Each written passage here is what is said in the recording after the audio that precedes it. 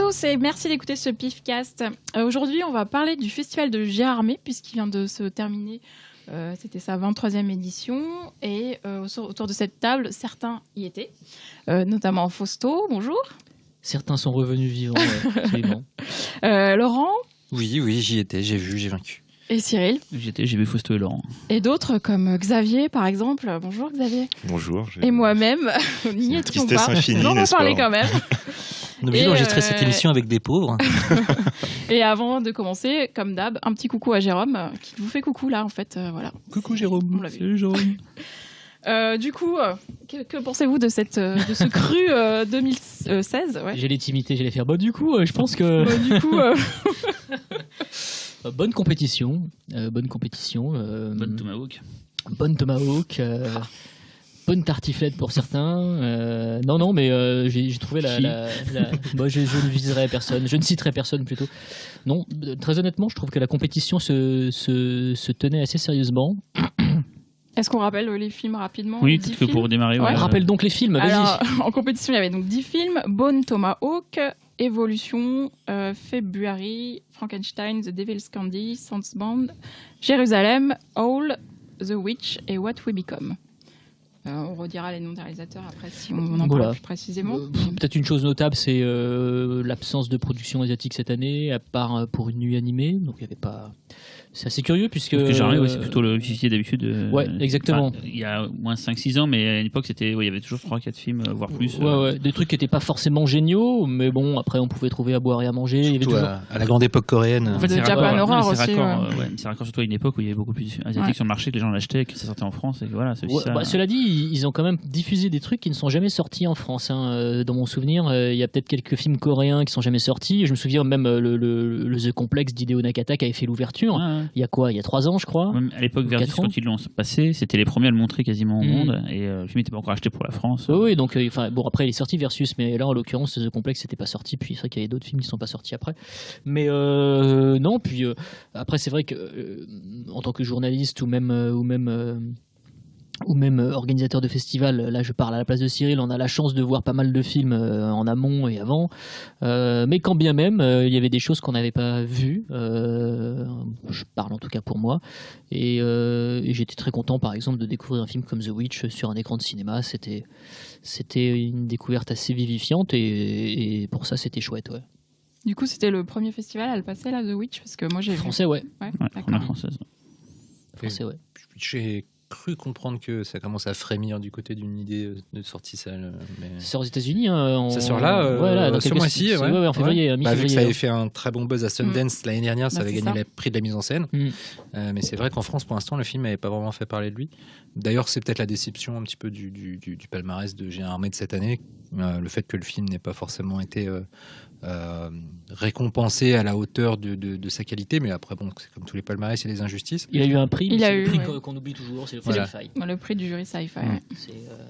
C'est un peu une médaille en chocolat en fait quoi. C'était un prix, c'était le jury, c'était des blogueurs justement, donc des journalistes alternatifs. Je sais pas ça sans aucune. C'est 5 mordus de fantastique. On le sait, tu le sais. Les gens connaissent ton nom. Les gens qui te suivent sur Facebook, ils savent ce que tu écris et ce que tu dis. Je déteste les blogueurs, mais là, pour le coup, c'est des gens qui, du coup, avaient un point de vue peut-être plus raccord avec le public. Du coup, en tout cas, c'était des fans de genre. Ouais. Des fans de genre, voilà. En tout cas, moi, quand je dis médaille en chocolat, je ne déprécie absolument pas les gens qui font partie du jury. Je dis juste que c'est un prix qui, malheureusement, est assez peu mis en avant, peu mis en valeur. En fait. Si on ne se rappelle pas même des années d'avant. Vous auriez donné le prix à The Witch. Indéniablement, oui. Je pense qu'en tout cas, les personnes qui étaient présentes. Donc, les blogueurs qui sont des fans qui écrivent sur le genre ont donné le prix à The Witch, qui semble assez logique en fin de compte. En tout cas, moi je salue leur choix et je trouve que c'est. C'est que le public l'est pas fait du coup par contre. C'est pas le film le plus facile en termes de. C'est quoi le prix du public pour le. C'était The Devil's Candy, qui est là un vrai prix du public quoi. Qui était aussi, je pense que, vous aurez sûrement hésité entre ces deux là, je pense. Oui, oui, là je parle pour moi, pour ma part quoi, mais du coup effectivement, moi c'est vraiment The Witch et Devil's Candy. J'ai préféré. Donc c'est pas surprenant que le prix Sci-Fi en fait aille à The Witch. Non. Ah non. Non mais enfin, c'était surprenant. Ils sont d'accord avec l'exposition en fait. Mais c'est vrai que le problème c'est que les fantastiques qui écrivent sur le fantastique voilà. Les prix Sci-Fi des années précédentes, qui s'en rappellent en fait. Non, oui, je me souviens d'un. La Horde. Oui. La Horde avait eu le prix Sci-Fi. Ah ouais, donc ils sont pas toujours en fait. Ouais, mais avant Sci-Fi c'était les spectateurs et depuis 2 ans Sci-Fi. Oui, c'est vrai qu'ils invitaient des gens. En tout cas, je me souviens qu'à l'époque de la Horde, le prix Sci-Fi avait été attribué par. Je crois qu'il y avait eu une espèce de jeu concours en fait de téléspectateurs de Sci-Fi qui avaient participé et qui avaient ensuite gagné en fait le droit de voter pour ce beau film qui est la Horde. Et toi, Cyril, par exemple, en compétition, c'était quoi plutôt ton coup de cœur? Eh ben, mon coup de cœur, il a été détesté par tout le monde, je crois. Comme d'hab. C'est un film que j'avais bien aimé quand je l'avais vu pour le pif, qu'on n'a pas pu avoir d'ailleurs. C'était ça, personnellement, c'était What We Become, un film de zombies nordique que j'avais beaucoup aimé. Attention, tu sais que si les fans t'entendent, ils vont dire c'est pas des zombies. Bon, un film d'infectés. D'infectés. Que j'avais beaucoup aimé. L'autre que j'avais beaucoup aimé, c'était Southbound, mais du coup, on avait déjà passé celui-là. Et il a eu le prix jeune. Musique. Pas musique. Ah non, pardon, pas musique. Il a eu le prix jeune. Le prix jeunesse. Merci les jeunes. Et l'autre que j'adorais, c'était Évolution. Après, le reste. Après, c'est le prix des jeunes de la région Alsace-Champagne-Ardenne-Lorraine. Oui, donc des jeunes très particuliers. Comme les blogueurs ou pas? Bah, je les connais pas trop, l'Alsace-Lorraine, donc je sais pas trop, je peux pas dire. Je sais qu'ils sont très. Bon, bref. Et, ils ont souvent une jeunesse difficile, quand même. Voilà, c'est connu. Une jeunesse difficile, ouais. Passons. Bah, est-ce qu'on peut pas juste on va bêtement on peut dérouler le premier film qu'on a vu là-bas en compétition, c'était l'ouverture, c'était Frankenstein de Bernard Rose. Frankie. Voilà. Qui était une ouverture assez Frankie Goes to LA en tout cas. Assez Z. Oui, assez Z alors. Le plus. En tout cas, c'était une ouverture assez contrastée parce que oui, c'est vrai. Il ne s'écoute que lui. Moi j'avais vu le film Acid Jazz, donc je suis quand même content de le revoir parce que. Je crois que c'est la phrase que tu dis le plus dans ce podcast. Moi j'avais vu le film Acid Jazz. Le jour où il dira, moi j'ai vu ce film à Toronto, on saura qu'il y a une promotion quelque part, tu vois. Et aussi j'ai vu le film parce que le producteur me l'a envoyé aussi ça quoi. Ouais. Ça c'est le subbum ça.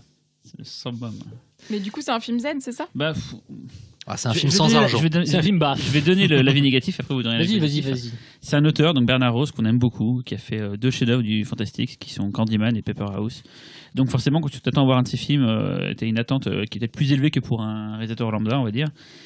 Et Bernard Rose, ça faisait un petit moment qu'il était un peu perdu, il avait déjà abandonné le genre, il était revenu par le genre récemment avec Sex Tape, un film très oubliable, et donc forcément Frankenstein, on s'est dit ça va tuer. Moi j'étais allé voir le film avec des espoirs plein à la gueule et tout. En plus le film avait gagné le Grand Prix au bif.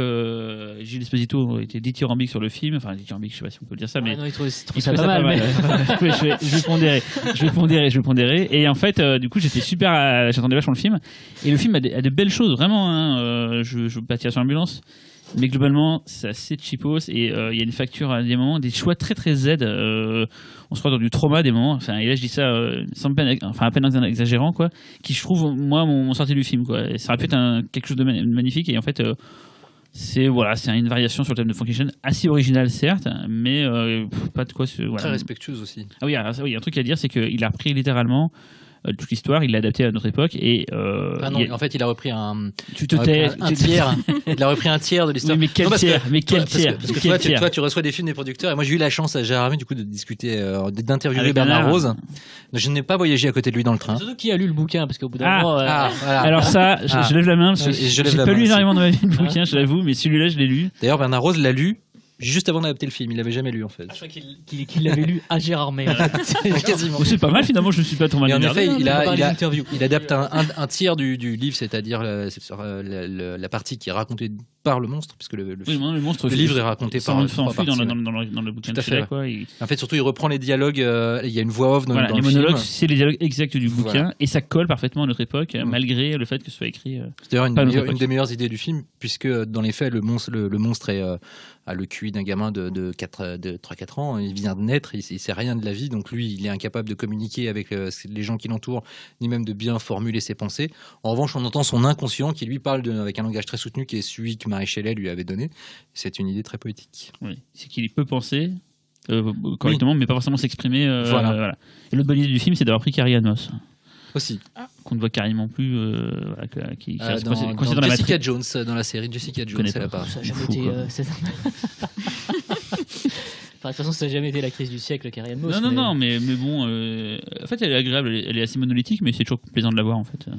Ok. Je cherche un jeu de mots avec Moss, mais ça ne vient pas. Elle est pas Moss, quoi. Elle est pas Depp.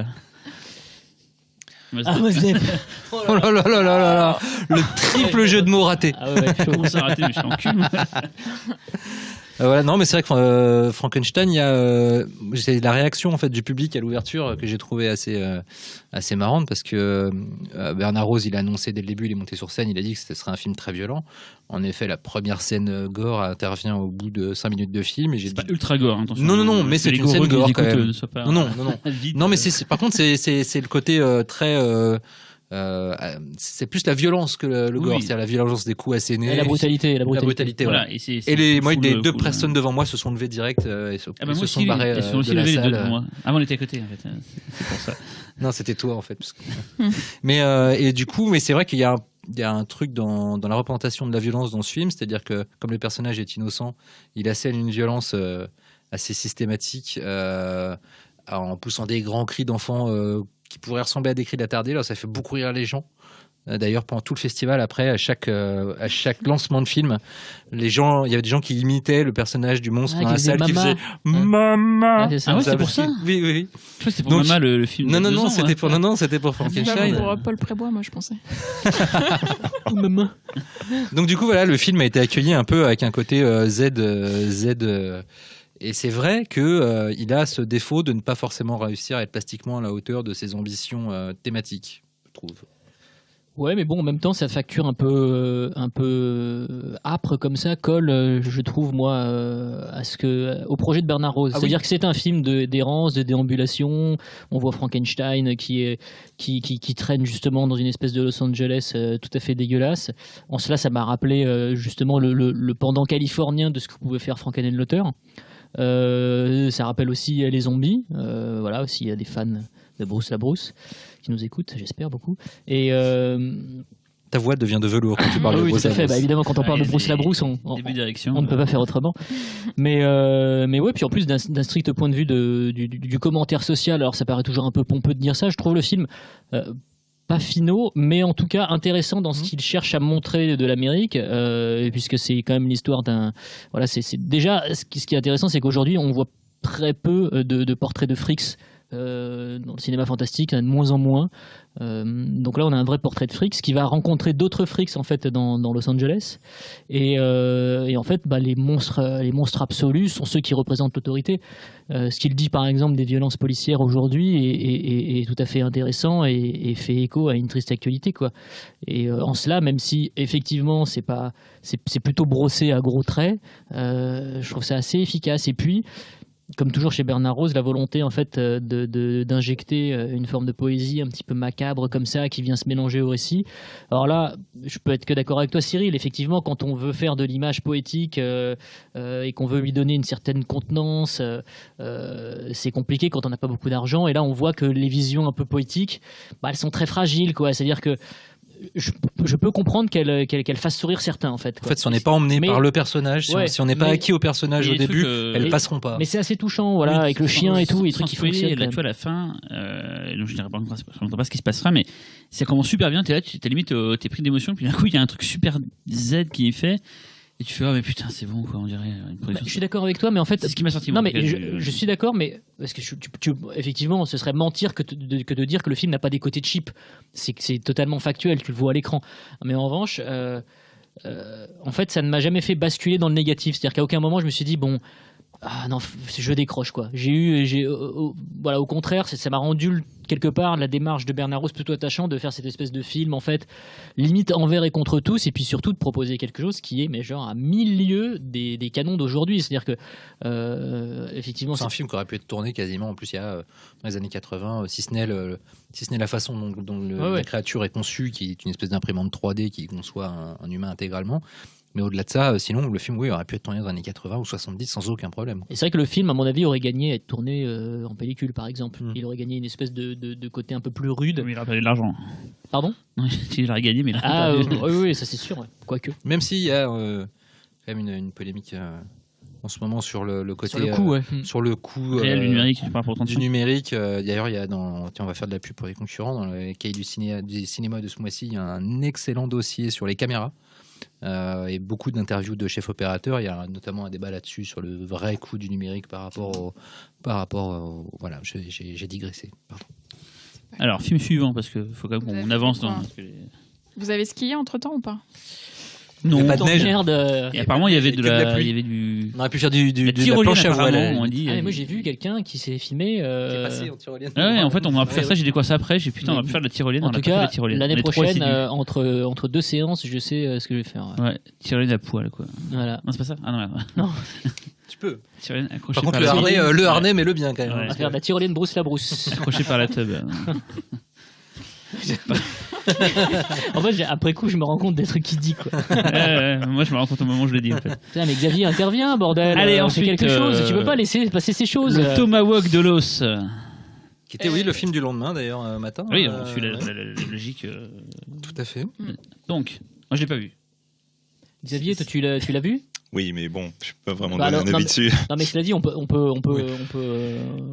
dire Dire que ce que c'est. tu travailles. Je travaille dans l'industrie. Et Voilà. ce qui fait que tu as accès à ces films de manière Voilà. tout à fait légale. Non, mais Ah c'est oui, sûr- tout à fait c'est légal. Oui, important. oui, oui. C'est-à-dire que tu n'as pas téléchargé le film, tu l'as Non, vu de actuellement, là, je travaille dessus. Donc, Voilà. et Pour les tu aimes précisions. travailler dessus ou qu'est-ce que Ça dépend des jours. ça dépend des jours. Bone Tomahawk. C'est fantastique. Oui, Horrifique. oui, c'est un film d'horreur. C'est un film d'horreur. Ouais. D'accord. Plus horreur, oui. C'est un film effectivement. d'horreur. Alors après, Je- je sais pas, mais si on part du principe que les croyances en fait de la tribu sont tout à fait surnaturelles, absolument, on est dans du fantastique, quoi. Non, mais ça, c'est de l'horreur. C'est les cannibales à la fin. Ah oui, non mais. Il y a des gens qui ont dit que ça passe sa place au festival. Ça, j'ai entendu ça Alors après. là, Complètement, oui. non, Ça m'a rendu quoi. fou. Je me Oui, disais, non, mais- on a les mêmes Pourtant, critiques au pif. Et pour moi, c'est un truc. Certaines années avant, on a vu beaucoup de choses qui n'avaient pas la place. Là, c'est de l'horreur. hein. N'importe quoi. Là, Oui, oui, non, Faut mais bien vraiment sûr. sa place bien sûr. complètement. Ça a sa place, basta. Quoi. Non, bien sûr. Enfin, Mais de toute façon, les je pense gardiens que du c'est un- temple, là, Et même d'ailleurs des plans les plus gore que j'ai vus depuis bien longtemps et qui est complètement hallucinant. Ah oui, alors là, pour citer Cyril, amigoreux, soyez au rendez-vous. Mais sur la fin. Mais sur la fin, mais quand même, je pense que les amateurs de gore vont se régaler, quoi. Vont se régaler parce que c'est vrai que le dernier quart d'heure, alors faut attendre. Effectivement, c'est Ça dure 2h15. voilà le pay-off, comme disent les Américains, il arrive assez tardivement, mais quand ça arrive, Mais ça paye bien. ça fait très mal, ouais. Ça fait très mal. Mais Donc c'est un western. On l'a pas dit. Voilà. c'est tout à l'heure. Western avec Western. Kurt Russell. voilà. Post Qui 8 n'est salopards. pas, qui n'est pas lui salopard. Voilà. Kurt Russell avec il y a encore. Matthew Fox de Lost et Speed Racer, avec Ah, Matthew Fox dedans. Patrick Wilson de Watchmen et Stretch et autres. Donc sacré cast. Et au début, on voit Sideg aussi. Oui, tout à fait, oui. Et David Arquette. Ah bon? Ah oui, c'est le mec avec Sideg au début. Ah, c'est David Ouais, Arquette. ouais. Ah, quel idiot, je l'ai même pas reconnu. Moi non plus. Ah, ok. Et aussi le vieux shérif adjoint joué par un acteur très connu dont j'ai oublié le nom. C'est bien, on oublie le nom de tout le monde. Alors, J'ai plus de wifi là. donc. voilà. Non, mais parlons des gens qu'on connaît, donc Voilà. réalisé par Craig Zeller. C'est S. Craig Zeller. Voilà. C'est écrit aussi. Scénariste de The Incident. C'est un film qui a attendu depuis longtemps. Je me souviens qu'il était. On en a déjà parlé de nous il y a 2-3 ans. On en cherchait déjà Et à l'avoir. surtout, pour le c'était un pif, film qui devait pas être réalisé par S. Craig Zeller à l'origine, quoi. C'était un film dont il était le scénariste. Si je dis pas de bêtises, je crois que le script en fait a longtemps tourné à Hollywood et été considéré justement comme un très bon script, mais difficile en fait à tourner. Développement L, comme on dit. Et je crois même, si je ne dis pas de bêtises encore une fois, que David Cronenberg a été un temps rattaché au projet. Donc, C'est marrant d'ailleurs parce que la distance prise avec les scènes horrifiques dans le film, je trouve, et le côté climactique de l'action et de l'horreur rappelle un petit peu le côté clinique cronenbergien. Je ne sais pas si c'est voulu, mais je trouve que c'est pas si c'est une alliance qui n'aurait pas été si contre nature. Et c'est monté par le monteur de Tarantino, enfin le nouveau monteur, parce qu'avant c'était Sally Menke et maintenant c'est Fred Raskin. Et le montage est bien d'ailleurs. Alors je dis pas ça parce que c'est le monteur de Tarantino, mais dans les scènes d'action sont assez. Elles sont très étonnantes en fait. La je- première, et voire la deuxième, je me suis dit mais c'est quoi ce. Il n'y a pas de rythme, elles impactent pas. Et en fait, c'est justement le côté complètement anti-spectaculaire et extrêmement rapide, parce que c'est même pas des scènes d'action, c'est des éclats d'action qui se calment presque tout de suite, font que ça donne un côté complètement vraiment pas complaisant à la violence et qui devient assez intéressant. Puis c'est très sec quoi. Oui, ouais. C'est vraiment super sec alors bon, quand c'est des coups de feu, on est plutôt préparé, on a l'habitude de voir ce genre d'échange quoi. En revanche, quand c'est des scènes de cannibalisme et qu'on applique ce même traitement-là, ça devient très spectaculaire, dans le sens remuant du terme. Quoi, c'est en fait. Du digital ou c'est du latex Non, c'est du latex, c'est du prosthétique des familles. C'est KNB, non, dessus c'est pas KNB, j'ai pas fait attention à qui faisait les effets spéciaux, puisque les gens se levaient et passaient devant l'écran. Donc, mais non, c'est pas KNB, mais en tout cas, non, les effets sont assez saisissants, puis c'est surtout, vraiment, ça réside dans le détail. Quoi. Ouais. Alors, il y a un gros travail sur le son aussi, c'est-à-dire qu'on entend les craquements d'eau. C'est important, ça. On entend vraiment les viscères, on entend tout ça, la peau qui se déchire et tout, et ça, c'est assez fort. Quoi. Moi, je sais que le plan dont je parlais tout à l'heure, je ne révélerai pas pour la surprise, mais il va me rester en tête longtemps, vraiment. Comment ? J'ai lu aussi le mec dans le film. Je sais pas lu le film. Non, il va pas lui rester grand chose, lui, le pauvre. Mais non, c'est assez scotchant depuis. Par rapport à Green Inferno, justement, il y en a qui ont comparé. Moi, je trouve ça plus dérangeant et plus spectaculaire. Ouais, j'avoue quand même. Je préfère aussi à Green Inferno. Pourtant, c'est quelque part moins gore. Green le film, mais en revanche, les deux scènes c'est moins gore effectivement. C'est moins gore, mais ça marque plus mal. Ouais. D'accord. Et du coup, il a reçu le Grand Prix. Tout à fait. Oui. Ce qui n'est pas étonnant d'ailleurs finalement. C'est le jury. Pas étonnant. Vu les goûts de Lelouch. Oui, mais le côté western classique, un petit peu fordien. Le palmarès. Oui, c'est vrai. Mais avec le recul. Avec le recul, ça semble logique, mais en fait, sur le moment, tout le monde a fait ah oui. C'est la prisonnière du désert avec des cannibales, donc. Après, c'est pas honteux, comme Grand Prix. Non, c'est même bien qu'il ait fait ça. Après, je trouve que c'est un DTV++. C'est-à-dire que, très honnêtement, c'est longuet, voilà, le film a quand même plein de... On sent en fait que... on sent tout le potentiel du script originel. On comprend que le script était effectivement dans la blacklist. On comprend qu'un mec comme Cronenberg... Expliquons peut-être le concept de la blacklist, parce qu'à chaque fois, moi, la première fois que je l'ai entendu, c'est comme normalement être blacklisté, c'est être qu'on veut pas de toi. Oui. Donc les scripts de la blacklist à Hollywood, c'est-à-dire c'est des scripts qui sont considérés comme excellents, mais qui ne se tournent pas pour des raisons X ou Y. Ouais, c'est ça. Et là, je pense que la raison, c'était à mon avis la dureté du sujet et le fait que impliquer un casting important et un réalisateur de catégorie A sur un projet lié à des cannibales, c'est un peu compliqué à Hollywood, quoi. Ce qui fait que le budget est vraiment réduit. Et Kurt Russell disait d'ailleurs que dans l'interview qu'il avait donnée à Mad Movies que c'était plus ou moins grâce à lui que l'argent avait été rassemblé. Oui. Mais bon, ça a réduit au point de devenir une série B, en fait, une série B qui est très, très cool au demeurant, mais... Qui manque d'ampleur, peut-être dans la mise en scène, dans la mise en scène des moments non horreur et non action, en fait. Plus dans le côté capter la nature, les plans de... Ouais, et puis la DA, elle est un peu... Oui, c'est vrai, pardon, elle est un peu faible par moment, quoi. C'est un peu léger. Et là, encore une fois, on parlait de l'apport de la pellicule, et c'est vrai que si ça avait été en péloche, on aurait gagné, je pense, en texture, on aurait eu cette espèce de côté organique en fait. Mais en plus, le côté organique en numérique n'est pas impossible. Il y a pas mal de films, notamment avec les caméras Alexa, mais je pense que ça doit être des caméras RED qui sont beaucoup plus connues, qui sont moins chères à louer, etc. Mais qui sont beaucoup plus connus pour avoir un côté assez clinique et des couleurs qui pètent pas vraiment. C'est vrai que je trouve qu'en effet que ça va pas du tout avec le côté western dans la chaleur et tout. Et en tant que western, est-ce que le film est chiche, sans jeu de mots, en décor extérieur et tout, ce qui était un peu le reproche que beaucoup de gens avaient fait à Hateful Eight? Est-ce que celui-là, ça se passe quasiment tout exclusivement en extérieur. Mais en fait, c'est justement, c'est vraiment les plans très larges où je trouve qu'il n'y a pas vraiment, il n'inscrit pas vraiment ses personnages dans la nature. Il les filme dans la nature, mais il n'y a pas vraiment de elle est jamais recherche, hostile, et puis ça se veut un décor aride, mais en fait, il est jamais, tu le sens jamais menaçant pour les personnages, ce qui est un peu dommage, quoi. Et j'ai une question que les auditeurs se posent sûrement: est-ce qu'il y a des bisons dans le film? Il n'y a pas de bisons, non. Il y en a moins que dans. Il n'y a ni bisons ni futé. Mais c'est marrant du coup de voir cette mode des western gore.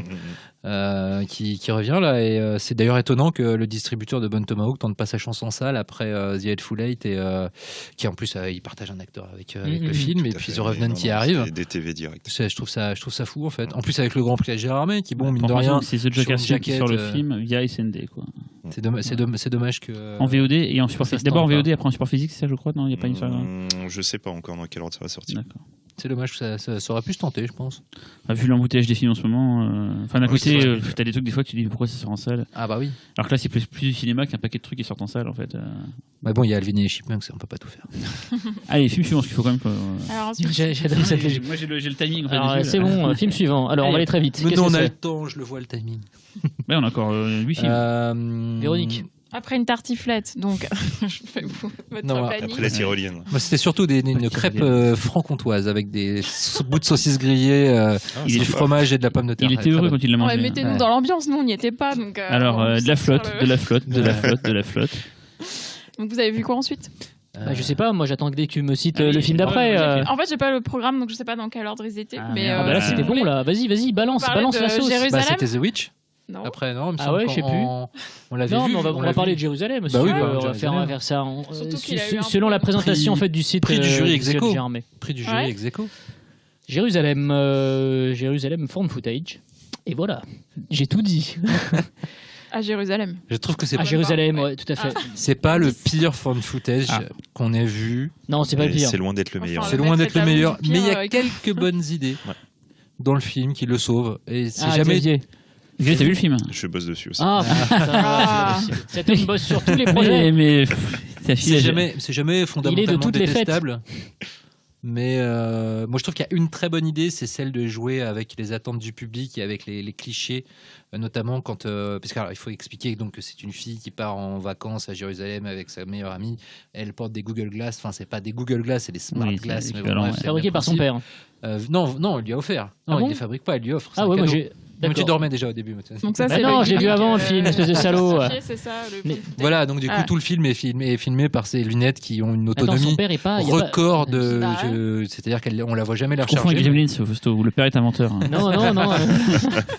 Et donc voilà. Et non, je trouve qu'il y a une très bonne idée, c'est qu'au début, quand elle essaye ses Smart Glass, elle joue à un jeu de réalité augmentée où elle lui prend une épée pour tuer des zombies. Mhm. Et plus tard dans le film, elle se retrouve dans un endroit avec une épée, avec des zombies qui viennent l'attaquer, enfin, des infectés, pardon. Non, d'ailleurs, c'est des zombies. On sait pas trop. C'est un peu les Des deux. zombies cannibales ou des zombies? Et on s'attend à ce qu'elle dézingue du zombie comme elle aurait pu l'apprendre à le faire avec son. Et pas du tout en fait. C'est des monstres hein, même en fait. C'est même complètement. Ah. Bah non, c'est des morts, ils reviennent de. Parce qu'à la fin, pardon. On sait pas trop, mais c'est vrai qu'il y a de tout, il y a un peu de tout. Donc, Et voilà, et en fait, du coup, peut-être spoiler, mais totalement. Bah, en fait, c'est vrai que ça joue avec à partir du moment où elle attrape l'épée, on se dit bon, on est parti pour de la découpe de zombies en rondelles. Et en fait, c'est complètement l'inverse qui se passe. Je ne dirais pas quoi. Et voilà, il y a des petits trucs pas cons comme ça dans le film, mais après, oui, voilà, c'est oubliable. Ah, quelle grammaire insupportable, surtout, on n'en peut plus quoi. C'est-à-dire que. Tu disais, Fausto, que l'un des rares trucs bien, c'est que ça se passait justement à Jérusalem, ce qui était un cadre différent. Ouais, bah, ça donne envie d'y aller. Ce qui est intéressant en fait, c'est que effectivement, c'est une ville où potentiellement il y a du danger. Donc du coup, c'est vrai qu'inscrire ces personnages-là dans une ville un peu paranoïaque, ça rend le contexte en fait un petit peu plus intéressant que si ça se passait, je sais pas moi, à Los Angeles ou ailleurs. Qui quoi. c'est pas réellement un vrai full footage, dans le sens où c'est vraiment passé, ils ont pas vraiment récupéré les trucs et tout. Pour une fois, c'est peut-être pour de vrai. Hein. Bah écoute, Les trucs bibliques et tout, je sais pas, c'était des monstres qui viennent de. Je sais pas, j'ai pas vu le ça y est, film. t'as spoilé la fin là. Non, j'ai pas vu le film. Sans le donc- savoir. Non mais je sais sans que t'as savoir. pas vu le film en plus. Quoi. Ah, si c'est ça la Mais fin, t'étais c'est où, après. toi Après, c'est quasiment l'accroche sur l'affiche, hein, je crois. Moi, j'ai pas été Ouais, voir c'est parce ça. que Juste on l'a genre déjà pris la au porte pif de et- l'enfer, il y a 3 portes de l'enfer dans le monde, dont une est à Jérusalem et Et l'autre dans la s'ouvrir. Montparnasse. Voilà, donc. Moi, je note juste que Cyril a déjà loupé 2 films, donc je sais pas ce qu'il a fait à Gérardmer. Et il s'est beaucoup reposé, il a un La meilleur teint. la d'ailleurs. tyrolienne avec sa bite, comme il l'a dit lui-même, Ouais. puisque. C'est que c'est le seul qui est arrivé fatigué, qui est reparti reposé de Gérard. Moi, j'avais vu tous les films avant. Les rares que j'ai pas vu, c'est ces deux-là. Assiduous. Le reste, je les ai vus. donc, Bon, et sinon, après, The Devil's j'avoue- Candy alors. The Devil's Candy. C'est alors, cool. C'est le second film Réalisateur de de- Sean second Byrne, film de le mec Sean qui avait fait The The Loved Loved Ones. Ones en D'ailleurs, 2009. l'acteur de Oui. The Loved Ones est celui qui joue 2009. Frankenstein dans le Frankenstein de. J'en profite Ah, pour c'est revenir. vrai. C'est Oui, lui. Et d'ailleurs, il est excellent dans Frankenstein et c'est vraiment Non, un on parle de rôle. Frankenstein, on a déjà fait. Non mais du coup j'en profite. Et c'est vraiment, il faut le jouer le rôle tel qu'il l'a joué. Il a eu les couilles de le faire. Peut-être avec une tyrolienne, je ne sais pas. Mais voilà. Donc oui, Devil's Candy, deuxième film du Alors. réalisateur de The Loved Ones, qui avait gagné un prix à Gérard Armé. Qui a gagné 2 prix, la musique Ouais. et le prix. Non, pas Devil's Candy, The Loved Ones. Il avait déjà gagné quelque chose Oh, de Gérard Armé, il me on est passé à semble. autre chose là. Hein. Donc Devil's Donc là, Candy, prix de la musique. fact-checking. Et prix, il a eu un prix, je crois, de. Prix du jury ex aequo. Non, c'est. Non. Le louche a dit que c'était un de ses films préférés. Il Oui. l'a dit. Ah oui, quand non, il alors l'a le dit, prix voilà. du Le public. Voilà. Oui, bien. On l'a dit au début de l'émission. Ouais. Oui, oh, c'est bon. J'ai déjà oublié. Prix Je du fais des public recherches sur Jérusalem et en meilleure même temps, mais musique. Et Jérusalem a une date de sortie, hein, j'ai l'impression. Ouais, ça sort chez Pretty Pictures. non, ça sort chez SND. Ah, c'est dès que C'est c'est M6, c'est M6 vidéo et ils le sortent d'abord en dématérialisé, en VOD et ensuite en physique en avril, je crois. D'accord. Bien. Et The Devil's Candy, eh bien, ça commence comme toute histoire relou d'une famille qui déménage dans une nouvelle maison dans laquelle on entend des voix et le papa devient fou. Donc ouais, les débuts, les prémices, on va dire, sont absolument pas excitantes. C'est un film métal. C'est un film métal puisque c'est la grande spécificité du film, c'est que le papa est métalleux, sa fille est métalleuse et un des personnages, pour repousser les voix qu'il entend, joue très fort de la guitare électrique et en fait c'est beaucoup mieux que ce que son présupposé pouvait laisser supposer. C'était une rime riche, ça, messieurs dames. Et c'est un film qui fonctionne surtout grâce à ces personnages qui sont vraiment, vraiment attachants, notamment la relation père-fille, qui réussit à peu près à éviter à peu près tous les pièges que lui tendait son scénario. En revanche, je trouve que ça ne pète pas un plomb comme The Loved Ones pouvait le péter à un moment où ça partait vraiment en vrille. Là, le film reste, on va dire, relativement sage par rapport à son pitch de départ, mais c'est vraiment extrêmement sympathique. Ouais, moi j'aime beaucoup le film en fait, juste pour apporter un peu une voix discordante par rapport à The Loved Ones. Je suis pas un grand fan de The Loved Ones. Je trouve au film des qualités plastiques indéniables. Je trouve que quand j'ai vu le film The Loved Ones, je me suis dit tiens, effectivement le gars est à suivre puisque en tout cas il a un vrai talent de metteur en scène. Mais j'avais je te coupe pas, mais si je te coupe. Loved Ones, c'est parce que ça y est, le Wi-Fi remarche. A eu effectivement le prix du jury et le prix du jury Sci-Fi en 2011. D'accord. Quand je disais qu'on se rappelait pas des prix du jury Sci-Fi. Voilà. mais le problème que j'ai avec The Loved One, c'est que j'avais beaucoup de mal avec les personnages et je trouvais Sean Bean en fait assez misanthrope avec ses persos et cruel pour pas grand chose et en fait du coup je me foutais éperdument de ce qui leur arrivait. Le film était vraiment bien fait techniquement et puis vers la fin on se recoltinait une espèce de torture porn. Franchement c'était chiant, alors que Devil's Candy, moi je trouve le film très original. Déjà par ses personnages, c'est quand même assez rare en fait d'avoir un personnage principal qui est un artiste peintre. Dans le cinéma horrifique aujourd'hui, c'est pas forcément le genre de proposition qu'on croise souvent. Dans un très bon épisode des Contes de la Crypte, il y avait il peint les morts. Peinture au sang. Voilà. Mais merci de m'interrompre encore une fois, c'est très sympathique. Mais tout ça pour dire qu'effectivement, au-delà du fait que ce soit un film qui parle du rock, enfin, c'est un vrai film qui, dans ses pulsations, en fait, est un film rock. Et c'est ça que j'ai aimé, que c'est un vrai film vibrant. Et je pense que s'il a eu d'ailleurs le prix du public, c'est ça, c'est que on retrouve en fait une espèce d'énergie. Alors, le film n'est absolument pas subversif ou je ne sais quoi, mais je trouve qu'il emporte vraiment tout sur son passage et ses personnages sont super attachants et ce qui est intéressant c'est que la musique c'est vraiment un lien émotionnel entre les personnages.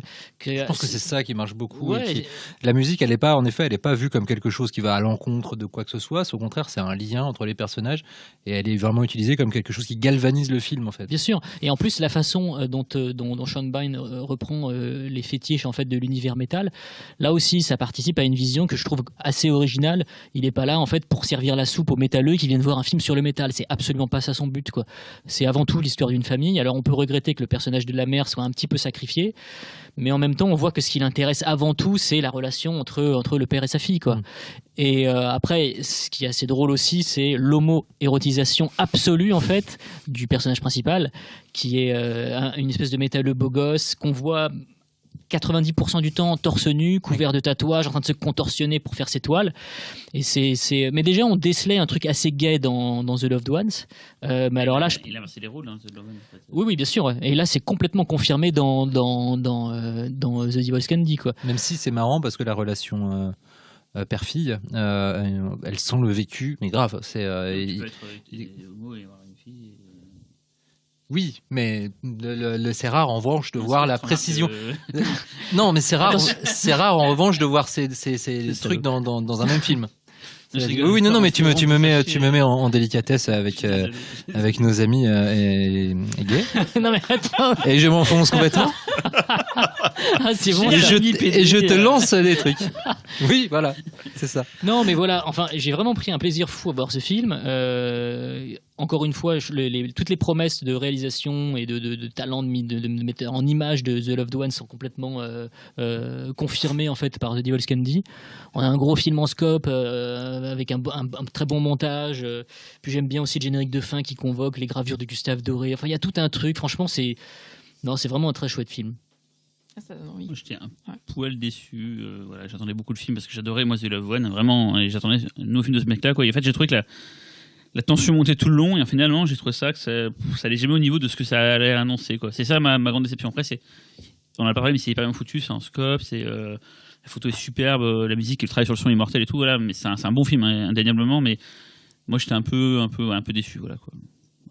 Voilà. Xavier, tu travailles dessus ? Non. Pas cette fois. Ah, enfin. Le film désolé. a été acheté par Synergy, sortira peut-être dans l'année en vidéo ou en salle, on sait pas. Ensuite, Howl. Oula. Oula. Ça avait pas l'air bien, ça. Howl. On a passé le premier film de ce réalisateur au pif, ça s'appelait Seasoning House, c'est Paul Hayet, C'était bien. en 2012. Voilà. Et là, il a fait un film de loup-garou, sachant que Paul Hayet, c'est un spécialiste des effets spéciaux en Angleterre, c'est lui qui a fait les loups-garous, justement, le premier film de Doc Soldier, voilà. Très grand film. À l'époque, on aimait bien, après que le recul, Moi, j'ai jamais aimé. c'est un peu pourri, mais ça a chié dès la à première l'époque, fois. on était beaucoup aimés, en fait, compte, c'était pas si bien. Bref, c'est un gars qui est beaucoup dans les effets spéciaux prosthétiques, qui s'est lancé la réalisation avec Seasoning House, c'est son deuxième film, et c'est un film de loup-garou, donc dans un train. Voilà. De banlieue. Moi, je peux pas en parler puisque c'est le seul film de la compète que je n'ai pas vu. Ah oui, non, c'est. Ça, j'ai pas vu, je l'ai vu à Cannes. C'est assez oubliable, ça n'a pas un intérêt énorme, c'est d'un classicisme à peu près absolu. C'est pas, c'est le genre de film qui n'offre rien de plus. Après, moi, j'ai entendu quand même des critiques ultra négatives du film. Non, c'est pas nul. Je trouve pas que ce soit aussi nul que What We Become, pardon. Mais on va y dire après. non, mais il y a voilà, le film offre des gens coincés qui se font attaquer par des loups-garous. Il y a une photo. Pas trop mal, les effets spéciaux tiennent la route, c'est un mélange de SFX et de synthèse et de prosthétique. Ce qui est relou, c'est que les loups-garous sont moches en fait, mais ils sont pas bien. Ça dépend en fait. Il y a des fois où ils sont impressionnants et des fois où ils sont ratés, mais les gens d'un mec qui vient de ça, c'est quand même couillon quoi. Oui. Oui, non mais c'est. Je me souviens en sortant de la projection, j'avais dit au moins la musique est bien quoi. Les personnages sont un minimum écrits, juste ce qu'il faut pour justifier leurs actions, sans non plus être. Voilà, c'est lambda. Enfin, ça s'oublie sans être. C'est lambda. Non, il y a des films par qui étaient plus sympas que ça. Celui-là. Après, c'est bien qu'il y en ait eu un, parce que comme tu disais tout à l'heure, Fausto, c'était la sélection cette année était assez hétéroclite. C'est vrai que le film là, c'est fait un film de loup-garou, là, histoire de dire qu'il y a un film de bébête. C'est le genre de film, tu le mets en compétition, tu sais qu'il repartira avec rien. À part s'il est bien fait. Non, mais quand tu l'as vu, ah oui, tu le mets. Oui, non, parce qu'il y a un sous-texte homo-érotique dans le film avec les loups-garous et les enfants, avec un train qui pénètre dans des tunnels, ce genre de choses. Non, il y a rien de tout ça. Non, mais pas chez Hitchcock malheureusement. C'est pas chiche en action le film, il se passe quand même pas mal de choses. T'aimes beaucoup ce mot, toi, c'est pas chiche. Chef à la personne. Ancien patron et tout. Bref, donc non, voilà, on peut passer parce que du coup on est que deux l'avoir vu et et puis c'est pas un grand film. Donc, j'aime ce genre de transition. Passons à February.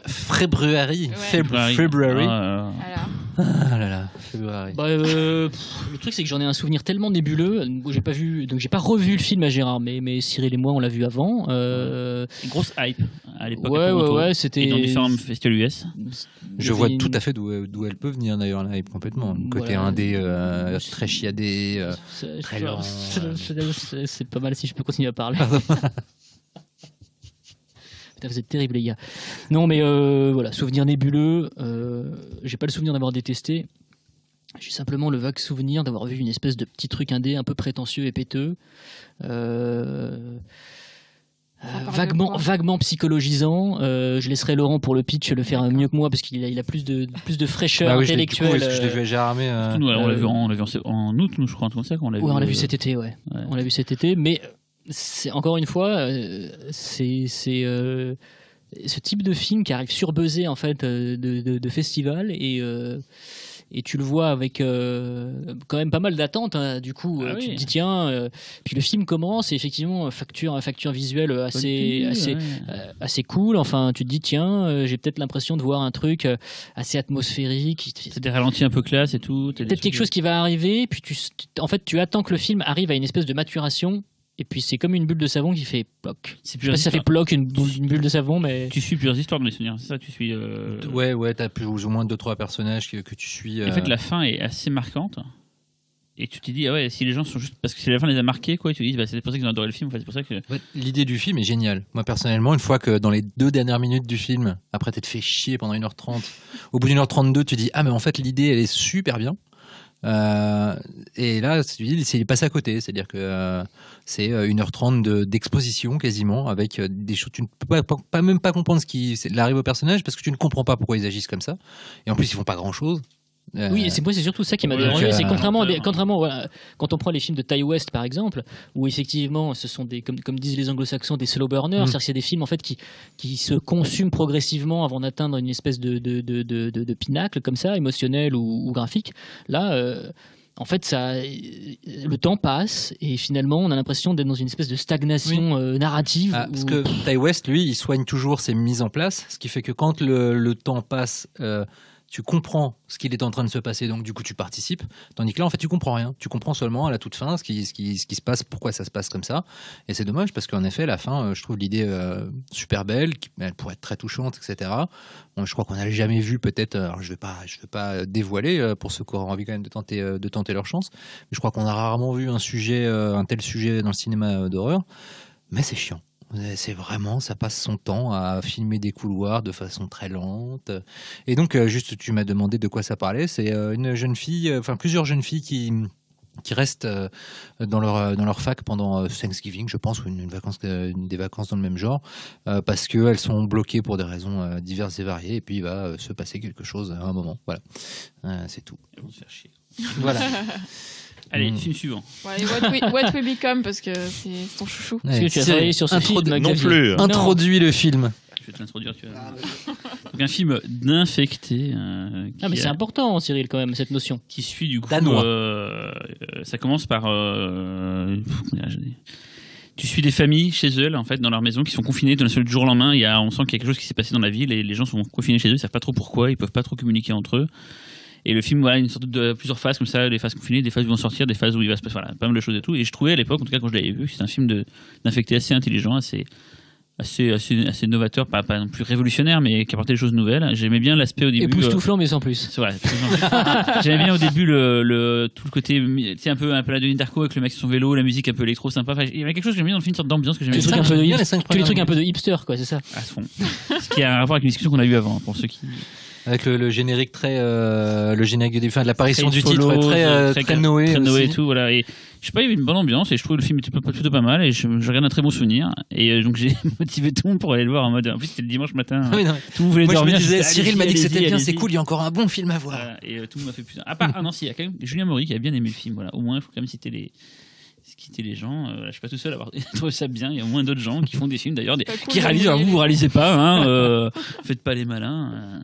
Voilà, maintenant, crachez votre fiel. Non, alors tu sais quoi, je vais même pas cracher mon fiel, puisque le film ne mérite pas, dans le sens où c'est pas du tout un film détestable. Non, mais j'ai pas de haine vis-à-vis de ce film. C'est pas un film que je trouve nul, c'est juste un film que je trouve sans grand intérêt, puisque je vois pas trop en fait la nouveauté par rapport à la thématique des infectés. Je vois pas trop ce qu'il y a d'intéressant dans les liens en fait qui unissent les personnages. C'est-à-dire qu'on se retrouve encore avec une histoire de voisins-voisines et de familles qui vont devoir plus ou moins s'entraider face au virus. On se retrouve encore face à cette idée de confinement, d'implication de l'État, des militaires, enfin toute une imagerie qu'on a déjà vue 100 fois. Et alors après, je comprends ce que tu dis au début. Il y a une espèce de petit truc qui fait qu'on se dit ah tiens, effectivement il y a un petit peu de style dans la mise en scène, puis cette musique électro un peu planante, etc. Mais alors ça dure vraiment 5 minutes. Ouais, mais c'était l'effet festival, c'est que je me suis tapé tellement de merde que du coup celui-là m'a semblé. Non, bien sûr, mais ça dure vraiment 5 minutes. C'est-à-dire qu'effectivement au début tu te dis ah ouais tiens il y a une espèce de saveur un petit peu pop douce amère au début, puis après c'est exactement le truc qu'on a déjà vu 100 fois. Et moi j'avais vu un film britannique qui s'appelait Savage, qui est un DTV, qui se passait comme ça, avec 2 maisons, l'une l'une en face de l'autre, pardon. Et il y avait à peu près cette même idée de confinement, d'intervention militaire, tout ça, etc. Mais j'ai une question pour Laurent. Laurent, est-ce que tu as vu Walking Dead, toi, la série ? Oui, tout à fait. Voilà. Un truc que beaucoup de gens m'ont dit, c'est ce qui m'a surpris après la projection, c'est que beaucoup de gens m'ont dit, mais en fait c'est pas du tout original, ça ressemble trop à Walking Dead. Et moi j'ai pas eu Walking Dead, c'est pour ça que j'ai pas été moi, je me suis pas honnêtement, senti, je me suis pas senti dire ça ressemble trop à The Walking Dead, c'est comme dire ça ressemble trop à Nuit des Morts Vivants, parce que c'est des gens coincés dans leur maison. Ça ressemble trop. C'est ce qui sortait dans la bouche des gens, du coup, c'est ce que je me suis dit, tiens, est-ce que c'est pour ça que j'ai pas été trop blasé, quoi. Je sais pas, j'ai essayé de trouver une hypothèse. Moi, là, ce qui m'a déçu beaucoup dans le film, en fait, c'est le titre What We Become, qui avait l'air d'insinuer que dans ces événements, on allait voir les gens non infectés arriver à des espèces d'extrémités à cause de la situation et tout. Et au final, ça reste extrêmement timoré et politiquement correct. En gros, le truc le plus grave qu'un personnage fait, c'est de voler des boîtes de conserve à une mamie en la braquant avec un fusil dans un supermarché. Voilà, en fait, c'est le genre de choses, c'est le genre d'idée que le film essaye d'amener, mais en fait, il reste vraiment dans les clous pour essayer de choquer personne. Et il y a rien qui déborde. C'est vrai que c'est jamais détestable dans le sens où tu te dis jamais c'est nul à chier, etc. Tu m'as dit le lendemain. Parce que j'étais déçu de toute l'attente que tu avais suscité en moi. Et j'ai bien dit suscité.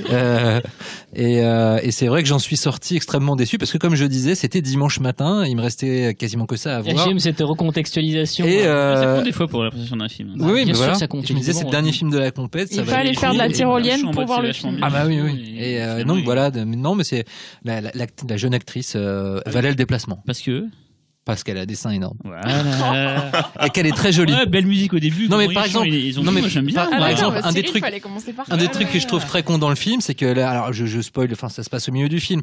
La maman de cette jeune fille se fait mordre.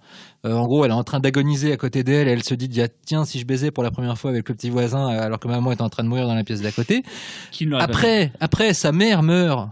Déjà, ils gardent le corps alors qu'ils savent qu'ils sont dans une situation d'infecté, mais ils le gardent chez eux. Et elle remise après, avec que sa mère soit morte, c'est au cas où elle n'est pas fait assez avant. Enfin, c'est le genre de trucs d'écriture qui sont là. Parce qu'ils veulent. Tu ferais pareil. En termes d'écriture, il y a des trucs entre les personnages qui sont vraiment pas cohérents. Parce qu'en fait, ils veulent caser la rencontre. Ils veulent caser le côté initiatique de cette rencontre entre deux petits jeunes qui vont essayer de vivre leur vie amoureuse alors que le monde se casse la gueule. Pourquoi pas? Mais c'est comme tout le reste, en fait, c'est très naïf et maladroit. Juste 4 milliards de fois ça. Oui, en plus. Bien sûr, complètement. Enfin, tu vois, alors après, je veux bien quand on te ressort, oui, mais ce sont des stéréotypes du genre, etc. Franchement, je suis prêt à accepter tous les clichés. Mais après, au bout d'un moment, quand on les empile de manière systématique, et qu'on les transcende jamais, on ne leur apporte pas un nouveau. Allez, film suivant. On a assez parlé de cette merde. C'était juste qu'il y avait une meuf qui avait des gros seins. Et moi, alors, pour le coup, je m'en souviens même pas de cette meuf. Ça, tu me déçois. Vous n'avez pas les mêmes souvenirs. Attends, tu m'auras jamais dit ça, mais là, je suis déçu. Bon, The Witch, pour le coup, a priori, c'était plus votre. Non, toi t'aimes pas? Je vais la voix discordante. Vas-y, commence. Je trouve le film. On pourra te défoncer après. Époustouflant, mais sans plus. Qui a des qualités indéniables. C'est un très très beau film. C'est moins bien hyper bien shooté. Une direction artistique qui était vraiment mortelle et tout. Une reconstitution d'époque qui est terrible et tout. La fin est sublime. Mais alors putain, entre le moment où j'ai commencé à regarder le film et la fin, qu'est-ce que je me suis fait chier. Après, il y a une début d'explication. L'ayant vu à Sitges. Là, il y a une raison.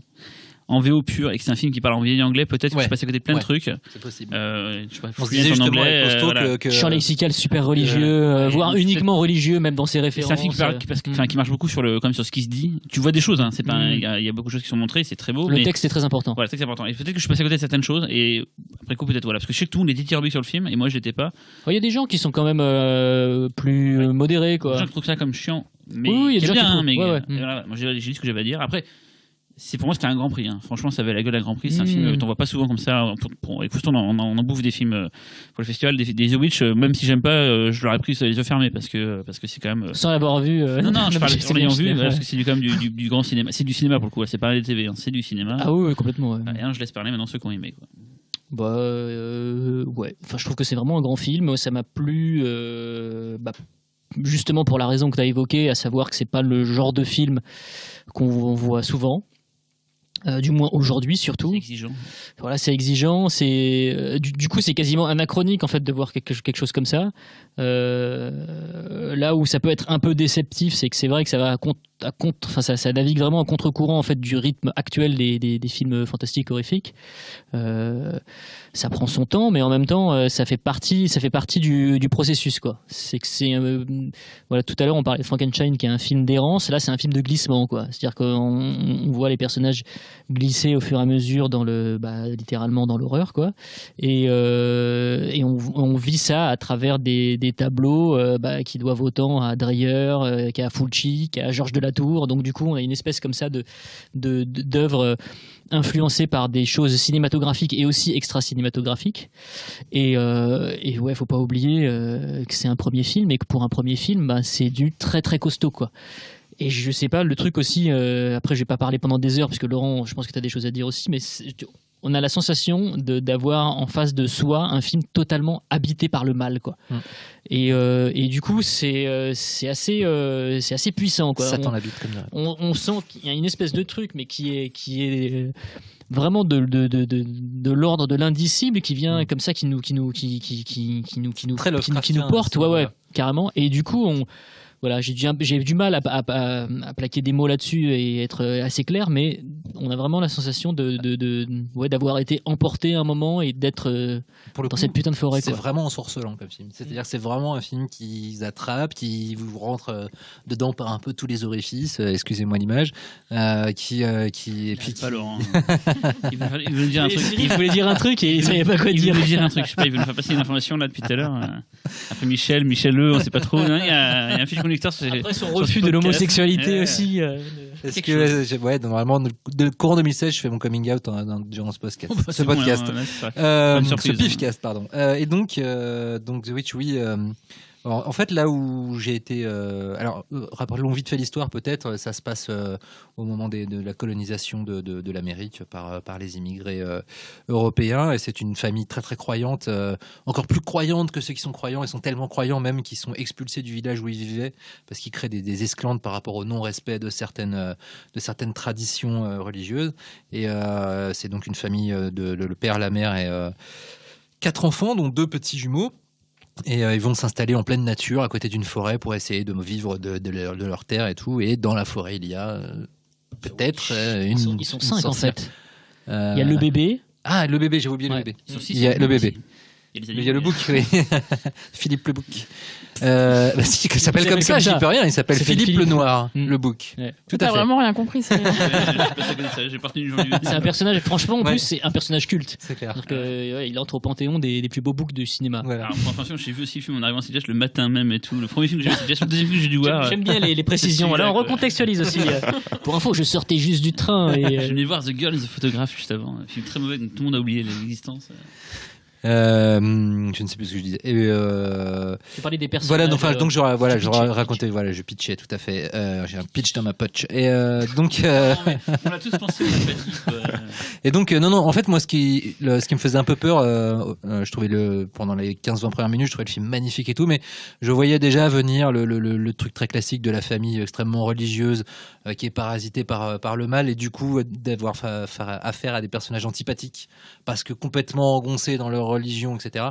Et c'est là où moi le film m'a complètement cueilli, c'est que ces personnages sont très humains, leurs relations sont très finement décrites et ils ont beau être très fidèles à ce qu'ils sont, c'est-à-dire à leur conviction profonde qui va jusqu'au bigotisme et jusqu'à la négation de la réalité, ils en sont aussi conscients et c'est ce qui fait qu'il y a un commentaire extrêmement pertinent sur la religion et sur les choses qu'on s'interdit de vivre avec les gens qu'on aime parce qu'on pense qu'elles sont interdites par les Écritures alors qu'on a envie de les vivre.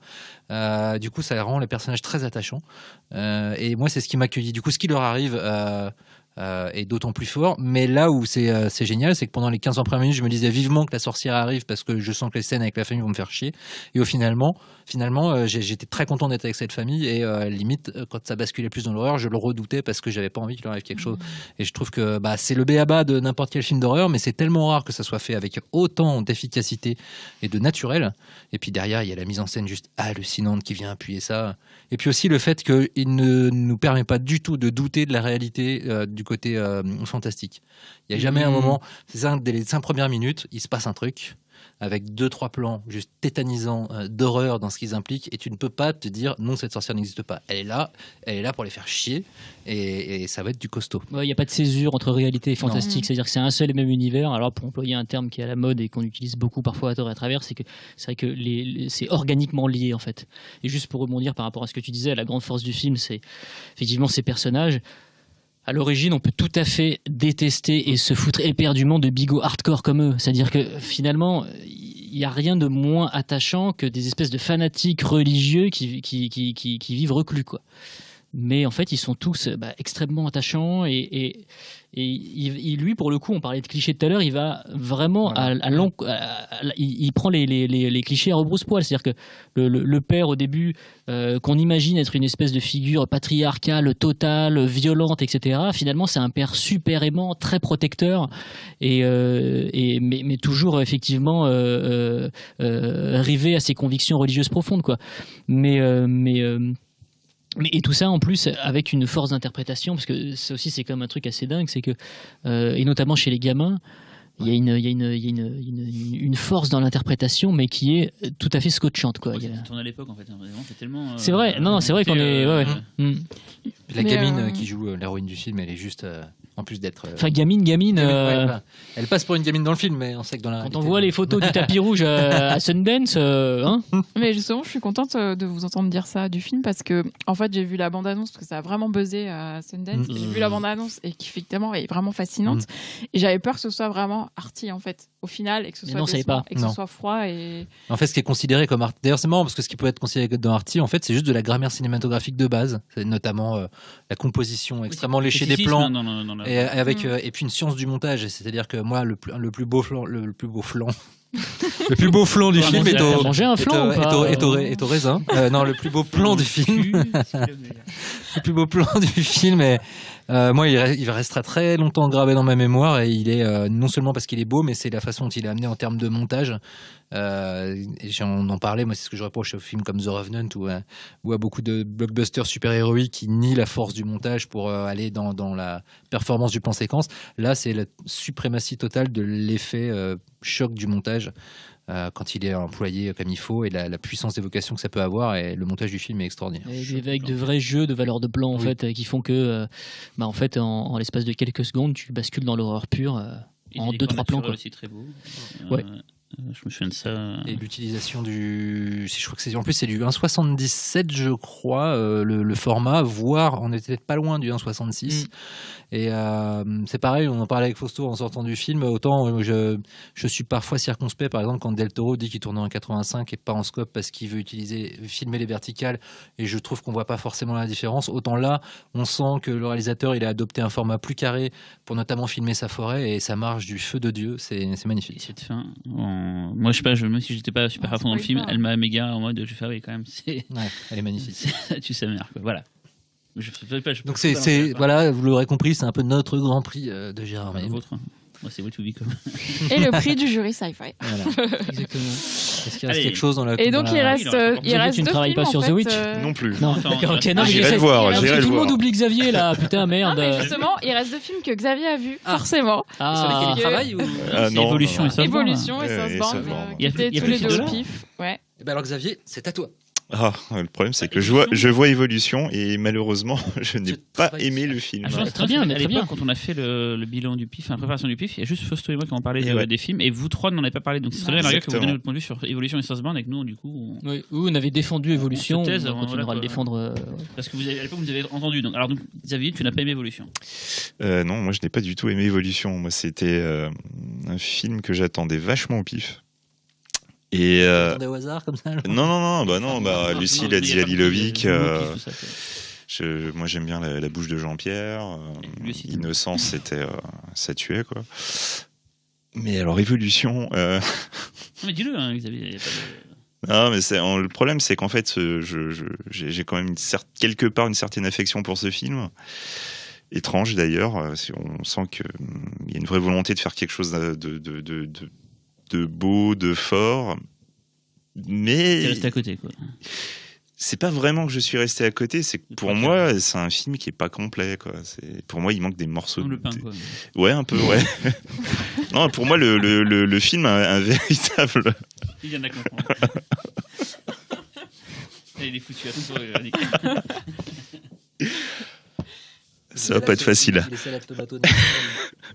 Non, mais cela dit, pour t'aider et rebondir là-dessus, quand bien même j'aime vraiment le film beaucoup, je suis d'accord avec cet aspect un peu incomplet.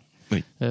Autant Innocence, moi je préfère Innocence. Innocence pour moi c'est le meilleur. En fait. C'est le meilleur. Innocence boucle la boucle.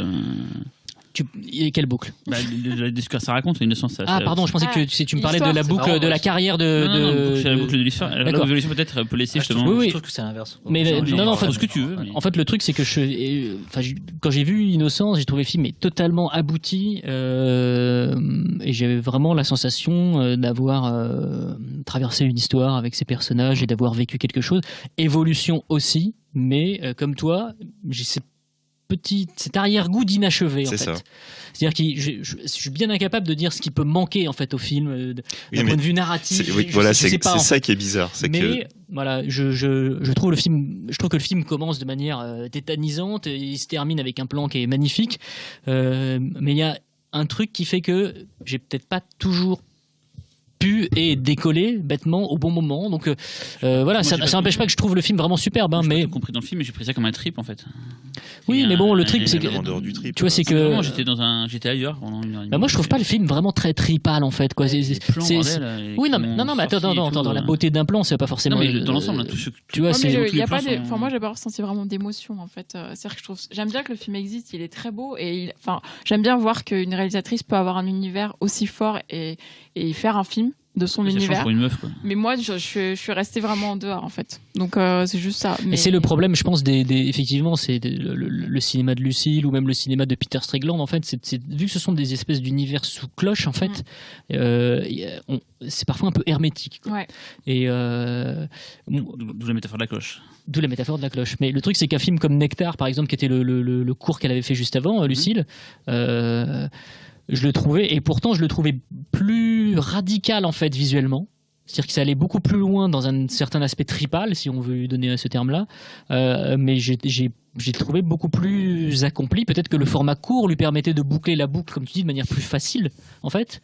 Mais voilà, je suis d'accord avec toi là-dessus. C'est-à-dire que, bon, en revanche, moi j'aime vraiment beaucoup le film, mais je sais pas, j'aurais bien aimé trouver quelques pièces supplémentaires au puzzle. Et le truc, c'est que, en plus, il y a des films auxquels il manque des pièces, mais c'est à toi de les rajouter. Là, j'en suis bien incapable en fait. Ouais. Alors, moi j'ai eu on va dire la chance entre guillemets, j'ai vu le film la première fois au pif et j'étais très fatigué. Alors je le dis sans honte, j'ai dormi pendant la projection et forcément il m'a manqué des bouts.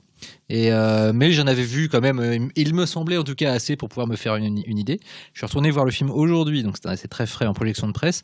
J'ai pas dormi, j'ai tout compris, j'étais très content et je me suis dit en fait j'ai vraiment pas vu le même film. En fait c'est marrant, je trouve que le film donne trop de clés même. Je trouve qu'on a l'impression qu'elle est assez consciente de ne pas vouloir affronter cet écueil du on va me dire qu'on comprend rien. Alors, en fait, il raconte vraiment une histoire assez claire, il me semble, une fois si les bonnes pièces, une fois que tu as trouvé la clé, l'histoire elle est même presque très linéaire et très simple.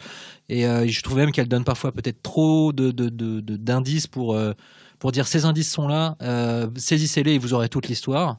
Mais du coup, au-delà de ça, voilà, en fait, moi je trouve le film moins hermétique que pouvait l'être Innocence, même si j'adore Innocence.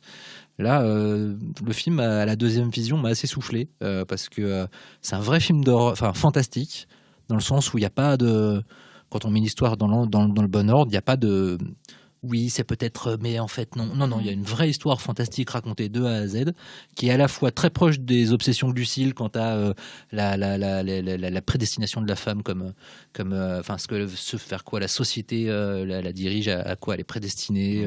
Pour préciser, sur l'île, il n'y a que des femmes et des enfants. Voilà, c'est ça. Et les femmes sont-elles mères, sont-elles pas, sont-elles même humaines. Enfin bon, après. Et puis il y a tout le côté Lovecraftien.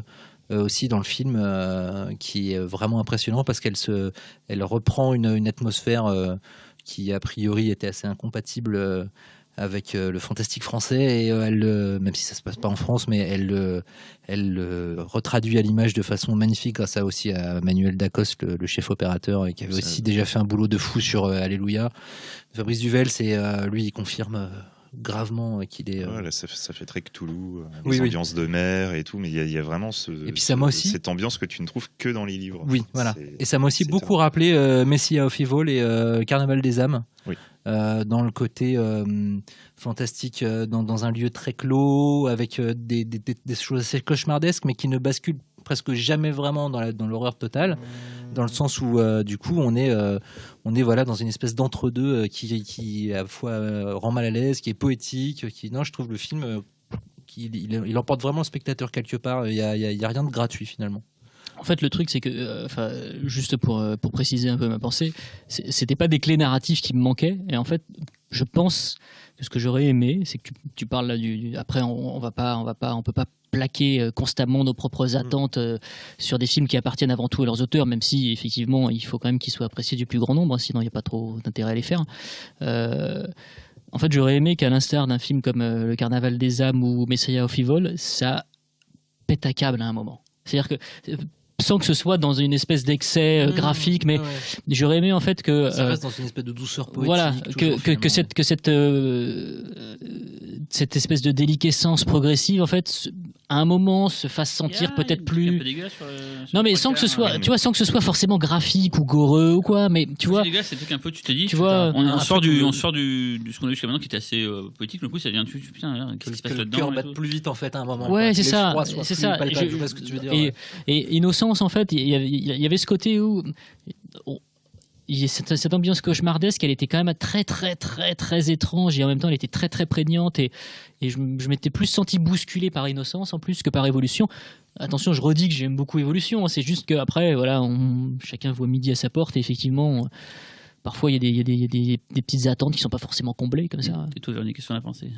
Bah non, mais c'est ce que je disais, c'est-à-dire, enfin moi j'aime le film, mais je suis pas, enfin je suis restée en dehors quoi. Mais en même temps, j'aime bien que le film existe, j'aime bien l'univers de Lucille, mais je sens que c'est pas, j'y suis pas invitée en fait, c'est tout. Et je voulais quand même juste préciser que le film sort en salle, donc le 16 mars, et que ça vaut peut-être le coup. Pour moi de retourner le voir et pour les gens qui nous écoutent d'aller le voir en salle parce que le travail sur le son aussi. Le travail sur le sound design. Le premier plan aquatique sous l'eau, tout, je le trouve. C'est peut-être le plus beau plan de cinéma que j'ai vu ces dernières années. Ça m'a rendu fou ce plan. J'en ai vachement parlé après la projection, mais moi ce plan m'a rendu dingue. Quoi. Il est magnifique. Ouais. Mais je pense, voilà, c'est vraiment du militantisme là d'aller le voir en salle dès qu'il sort le 16 mars. Parce que il y a un vrai plaisir de cinéma dans le sens où il y a à peu près pas un seul plan qui soit pas juste parfait en termes de composition, de choix de la lumière, de choix des objectifs. C'est incroyable. Et ça a gagné 2 prix, Gérard Armé. Oui, ça a gagné le prix du jury ex aequo avec Jérusalem et le prix de la critique. Tout à fait. Très prévisible comme prix de la critique. Non mais c'est même si je me disais que The Witch avait sa chance aussi. Mais... Oui, apparemment c'était entre What to Become apparemment. C'était entre Curtain qui était présenté dans la tête de Cyril et je t'aime Curtain. Mais non mais quand j'ai très prévisible, même si apparemment ça a été selon les échos en fait des jurés du jury de la critique, ça a été très disputé. Je trouve ça assez prévisible que ce soit Innocence. Je dis n'importe quoi, que ce soit Évolution. C'est ce qu'a dit d'ailleurs Lelouch. Oui. Il a dit qu'il savait exactement quel public, qu'est-ce que lui a donné comme public le prix de Valscandi. Il savait que la presse allait donner. Mais je suis très content que le film ait gagné. Oui. Et allez, le dernier film qu'on a tous vu aussi, c'est Southbound. Il vient de sortir aux États-Unis en salle d'ailleurs aussi. En VOD. Ouais, dans 4 salles. 4 salles. J'aime bien quand chacun complète les propos de l'autre. Dans 4 salles. Alors une dans le Dakota, une en Caroline du Sud et une chez la Mira Fausto. Fais gaffe à toi. Moi j'avais adoré. T'attends la fin pour recommencer à balancer les couteaux, c'est ça? Non. Alors, ceux qu'on pas vu. C'était un de mes préférés du tout le monde l'a vu. Mais on n'avait pas parlé. Fausto et moi, on en parlait la dernière fois. Mais vous trois, vous n'avez pas parlé, donc c'est à votre tour d'en parler. Moi, j'avais trouvé ça. As-tu travaillé sur le film, Xavier? Non plus. Non, mais le podcast, voilà. Mais j'ai trouvé le film vraiment très très cool. Souvent, après les films à sketch, je dois avouer que. Alors là, on en a eu une dose assez monstrueuse. C'est très compliqué de voir un bon film à sketch. Je crois que le dernier, ça devait être Trick or Treat pour moi. Ah oui, c'est le maître salon qui était génial. Théâtre bizarre aussi, était intéressant dans le. Non. Non. Je suis désolé. Non mais il était beaucoup trop inégal. Théâtre bizarre. Ce qui est intéressant, c'est que c'était le même personne qui avait fait le sketch et du coup il y avait une sorte de. Ah puis paye ton ambiance, Trick or Treat, franchement. Revenons sur. Mais bon, bref, donc Southbound. Qui est produit, donc c'est un film sketch produit par ceux qui avaient produit les anthologies VHS, les 3. Oui. Et je on trouve une énergie qu'il y avait justement dans les VHS, mais avec un côté où les sketchs s'imbriquent beaucoup mieux. C'est un cadavre pas du exquis. fan Voilà, footage, c'est en un plus. cadavre exquis déjà de base, mais c'est même Question pour ceux qui sont même au illettrés, niveau des ambiances ou autres, on a vraiment l'impression de voir un film. C'est pas un meeting pot, voilà. Quoi, Non, mais il n'y a que moi qui t'écoute. Xavier. Cherche pas. Tous les trois, ils sont sur fait la des vannes, on se demande rien à foutre. C'est un cadavre qui est bon, Explication d'un cadavre miam, exquis, des bonnes blagues. Ce qui est bon, j'ai trouvé la blague très drôle en fait. Ils se donnent des points. Pour une fois que je fais rire Cyril, franchement, je suis très fier. Je ne sais plus ce que je disais. Non, mais voilà. pauvre Xavier, si tu veux, qui peut pas toujours intervenir C'est parce vrai. qu'il n'était pas à Gérardmer, parce qu'il travaillait sur les films. Là, il a un film sur lequel il peut s'exprimer. C'est vrai. Et il a une On manque de respect total. Non, mais voilà, mais bon, bref, film très cool, super ambiance, et quand c'est gore, c'est gore. Quoi. Et le segment. Le segment. Accident. Ouais. Le segment de l'hôpital. Ah, qui est génial, le avec, Le segment de l'hôpital. mini chef-d'œuvre. Oh là là. Mais bon, je pense qu'il faut rien dire dessus. Mais Faut vraiment, voir. celui de l'hôpital, ouais, il tabasse. Bon, ça sortira pas en salle, bien sûr. Ah non, mais- ça, c'est sûr que non. Et non, d'ailleurs, c'était rigolo pendant le segment à l'hôpital, à Gérardmer, dans la grande salle. C'est que il y a un moment, une situation et un plan qui ont fait rire toute une partie de la salle parce que si on n'est pas pris dedans, il y a moyen. Et tous ceux qui étaient à fond, c'est-à-dire l'autre moitié de la salle, ont fait chut. Ah. Genre non, mais attendez, c'est trop, c'est fou ce qui se passe. Vous vous moquez pas du truc, quoi. J'ai trouvé ça assez rigolo comme réaction, comme quoi ce sketch, il est vraiment incroyable avec cette idée, une idée toute simple mais géniale, poussée à un paroxysme, mais sans jamais en même temps se moquer de ses personnages. Et là où je trouve la nature de cadavre exquis du film très intelligente, c'est que le sketch se nourrit du sketch précédent, Oui. celui avec les jeunes filles. Puisqu'il faut savoir que, voilà, que dans ce sketch, il y a l'héroïne du sketch précédent qui est impliquée dedans dans une situation assez désespérée. Et du coup, il n'y aurait pas le sketch avant, qui est pas le meilleur des sketchs, hein, mais qui est très correct. Là, ça fonctionnerait pas. Donc, c'est vrai que la structure du film est assez étonnante. Il y a un sketch en trop pour moi, vraiment. Il y a le sketch dans le bar avec le mec qui Ah, débarque oui, avec le oui, fusil à pompe. pour Ouais, le ça chercher. sert à rien, ça. C'est vrai que tout le monde trouve un peu. Ouais. un peu Il sert à rien, il est mal écrit, il est pas très bien Un peu réalisé. gore, d'ailleurs, je trouve. C'était pour ça qu'ils l'ont foutu, je sais pas. Mais voilà, ça c'est un peu. Mais sinon, non, c'est vraiment étonnant. Moi, je m'attendais pas à prendre un pied comme ça devant ce film. C'est Pied à une pure coulisses. surprise, vu que je ne l'avais pas vu au pif. Et prix du jury jeune, donc à Gérardmer cette année. Bravo Bien les les jeunes. jeunes. Bravo les jeunes. Qui avait déjà récompensé les dernières Good Night Mommy. Ils sont plutôt bon goût, les jeunes, en fait. Eh ouais. Bah, écoute, Hein, ils sont cons. Donne ils espoir en ont- la jeunesse. Hein. La relève est assurée. C'était le dernier film de la compétition. Oui. Est-ce qu'on parle vite fait des à côté, des hors compètes Franchement, Il y avait on rien avait prévu de. plein de trucs au début, mais là, vu le. Il y avait Pay the Ouais. Ghost avec Nicolas Cage, merde quoi. Ouais, mais non. Bon. Ah là là. Si, alors là, on vous explique, Cyril nous montre Nous met une l'horloge pression. et. Parce que Cyril, en fait, tout ce qui devrait être off-record, c'est quelqu'un qui aime dévoiler, en fait. Il est comme ça. C'est-à-dire que c'est un mec, les coulisses, il connaît pas, quoi. Ah, moi, je suis le Hein lapin dans Alice. Il est là, il est Donc, là. Il fait se dépêcher. voilà. Non, parce que les gens nous écoutent. Après, à la base, on voulait parler aussi de nos souvenirs de Gérard Mais Armé. oui, mais pourquoi on peut quand même chacun faire un petit tour de table. Là, Allez. vous savez, Le le meilleur meilleur souvenir. Chacun un petit Regarde. souvenir Ah, comme voilà. ça. Non, mais- Ah, Voilà. la Et ben vieille. voilà, c'est bien, Véronique et Fausto. Xavier, ils n'ont pas forcément pu parler beaucoup pendant ce podcast. Si on peut leur laisser la parole Et pour surtout que évoquer des chacun, ils ont des souvenirs anecdotes chaleureux de intéressantes, je Gérard pense, Armé. sur Gérard Armé. Surtout Véronique. Non, Bah, toi, t'as une Xavier histoire, aussi, ça, je pense. Non, ouais, c'est une petite anecdote toute marrante qui était une raclette avec Hideo Nakata. Il a beaucoup de fourchettes, hein, il reprenait de la purée à l'air cantine. Hein, c'est bien le Et, genre. en fait, on venait de voir un film espagnol. Je sais même plus comment il s'appelle ce truc. Marie Bito. Non, c'est pas Qui était mais chiant à mourir et qui était divisé en plusieurs segments. À chaque fois, c'était une journée, etc. Enfin bon, et c'était donc écrit en français. Hideo Nakata est venu voir le film, qui était donc en espagnol, sous-titré français. Il ne parle pas français non plus, donc il comprenait que dalle. Et du coup, il n'a pas compris très exactement pourquoi dans la salle, lorsque arrive le panneau dernier jour, les gens ont applaudi dans la salle. D'accord. Ah mais oui, mais je me souviens de ce film. Ce film était tellement chiant que les gens ont applaudi parce qu'ils savaient que ça allait se terminer. Et donc j'ai dû expliquer ça le truc à avec la Hideo, nana, à Hideo ça, Nakata The Crack. pendant une The raquette. Crack. Ah, The Crack. C'est ça. C'est un film c'est colombien. Oui. C'était Tout à atroce. l'heure, je parlais de certains films qui n'avaient absolument rien à faire à la Ah, sélection. c'est- Je pensais à celui-là. C'était Ah tendu. ouais, hein. ouais. Une torture. Putain, The Crack, c'était tendu. hein. Craquette. Imaginez expliquer ça à Hideo Ah Nakata. oui, mais c'était quand Alors, il était venu présenter The Complex. Exactement, Ouais, ouais, ok, exactement. ok. Ah bah il a pleuré de rire. Peut-être hein. Frankenstein. C'était génial. Voilà, petite anecdote marrante. Pas mal. c'est Et bon. alors, est-ce qu'il a mangé plutôt quoi, du bleu, plutôt du c'est quoi Il son était un kiff peu perplexe Plutôt à la morbier, base, mais ou- il a bien aimé. Il a jamais fait de raclette. Bah apparemment non. Mais c'est important ça de dire ça, Xavier. C'est ça qu'il fallait parler plutôt que écoutez, de machin de la voilà, fête. il- Hideo Nakata, sa découverte, première raclette voilà. était à Il a fait des pulls Gérardmer. avec le fromage, non? Non, moi je voudrais rebondir sur une blague que Cyril a faite et qui est passée inaperçue, c'est que tu as dit film espagnol, il a dit genre Maribito, parce que ça sonne un peu espagnol. C'est japonais. Alors c'est des Maribitos. Et c'est Kirishi Maribitos. C'est Kirishi Kozawa, non? Non, c'est Takashi Shimizu. Takashi Shimizu. Mm. Et on l'a vu à Gérardmer, celui-là. Tout à fait. Moi je l'ai pas vu à parles Gérardmer de Maribito, Shimizu ou de- mais Shimizu on l'a vu à Gérardmer. Maribito, je l'avais vu à Ouais, Gérardmer. tout à fait. Très bon d'ailleurs. Suivant. Moi, j'ai une Ah, super Véronique. anecdote. L'anecdote du jury de Véronique Attends, avec j'ai pas Julien Maury. Oui, donc j'ai fait partie d'un jury, tel le jury sci-fi d'aujourd'hui. Il y avait un jury Première à l'époque où les gens pouvaient, enfin n'importe qui pouvait faire partie du jury du magazine Première. Il fallait faire une lettre de motivation où on disait notre amour pour un film. Donc, J'ai voulu Tu as, films tu as d'horreur. amené ta lettre et tu vas nous la du lire. coup, j'avais fait un speech sur Donnie Darko, donc je pense qu'il n'y avait pas trop de concurrence et j'ai gagné. Et du Je les coup, ai tous défoncés. et donc je me suis retrouvée dans le jury avec Julien Maury qui à l'époque n'avait fait que son court-métrage qui s'appelle Pizza à l'œil. Pizza à l'œil, Ouais. tout à fait. Et on s'est bien marré pendant 5 jours avec les autres membres du jury. Et pour l'anecdote, cette année-là, il y avait Calvaire de Fabrice Julvels, donc son premier film, il me semble.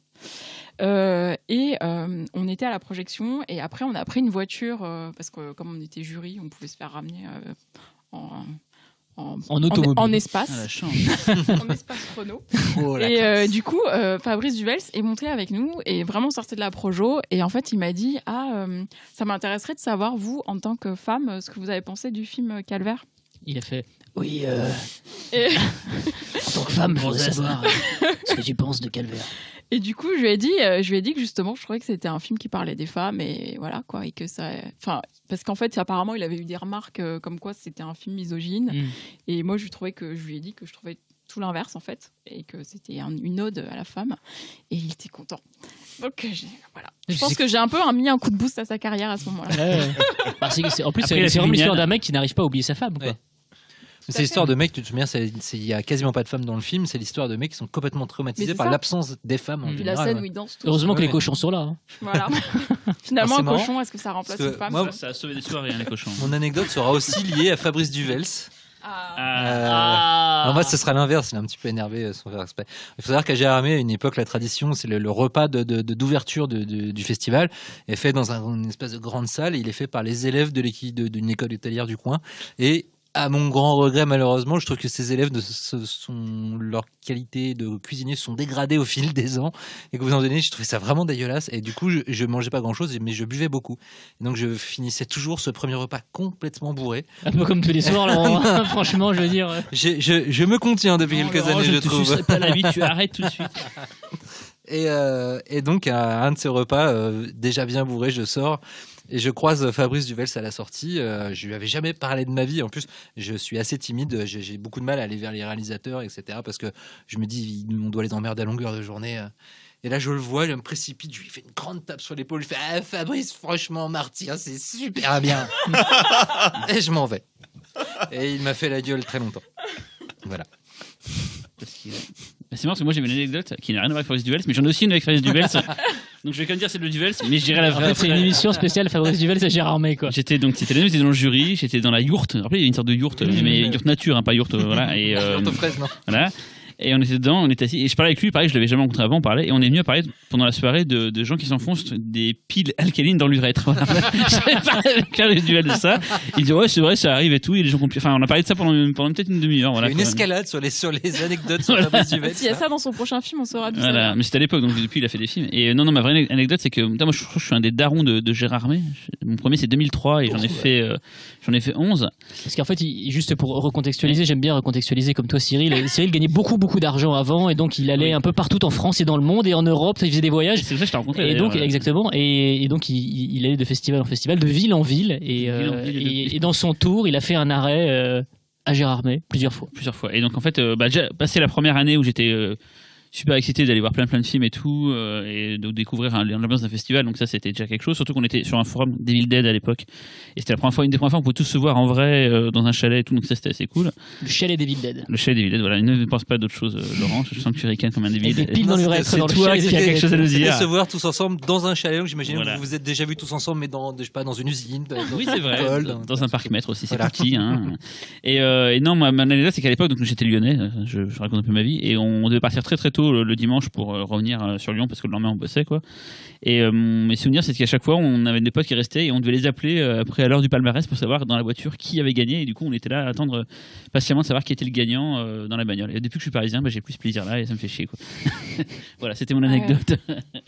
Je préférais celle sur Fabrice Duvels. Oui, bon, c'était plus rigolo, les piles alcalines dans l'urètre. Non, mais c'était plus émouvant. Pourquoi alcaline d'ailleurs? On rentrait et on devait attendre le palmarès et si on était impatient, alors que maintenant le palmarès, je suis content de l'apprendre sur scène, mais en fait, compte, ça peut-être parce que maintenant on est dedans, on bosse dans le truc et tout. Je pense que c'est ça a plus vachement ça. perdu, mais à l'époque, c'est vrai que chez Armé, pour moi, c'était super important. Ah J'étais ouais, trop content d'y aller. J'étais bouffer du film pour une semaine et voir les potes et tout. Et surtout, ce palmarès à la fin, c'était important. Voilà, quoi. Mais ça reste quand même un plaisir. Enfin, chaque année, Oui, quand c'est on toujours un sait plaisir, que c'est mais- l'année, le moment où on vient d'aller à Gérardmer, c'était allez hop, on met le boulot.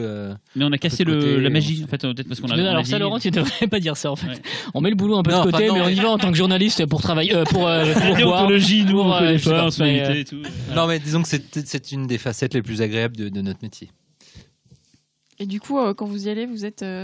Bah, je peux dire une anecdote ou pas en fait mais si- Mais je sais pas, il y avait un gros blanc. Je sais pas, je réfléchissais en plus depuis tout à l'heure, je réfléchissais à mon anecdote. Ça y est, t'as C'est fait Véronique, comme un gros con. C'est Véronique qui l'a niqué dans son anecdote. hein. La meuf. Et sinon, bah, la semaine prochaine, ou le mois prochain, je sais pas. Non, je voulais savoir. Et t'as la vous, musique comment qui démarre. vous étiez, Comme dans les scénarios, t'as la musique et t'as Fausse qui fait non, la musique Ah, s'arrête. nous, on est comme des coqs en pâte, si tu veux tout savoir. Tu mets la musique. Vous êtes au Grand Fausse, Hôtel Twiggy et ou quoi moi, et- Non, on n'a Faire pas un la chance d'être au montage. Grand Hôtel, mais je vais te dire, c'est pas grave. Oui. Franchement, c'est pas grave, on s'en fout. C'est un festival, effectivement, comme dit Laurent, on a toujours beaucoup de plaisir à y aller.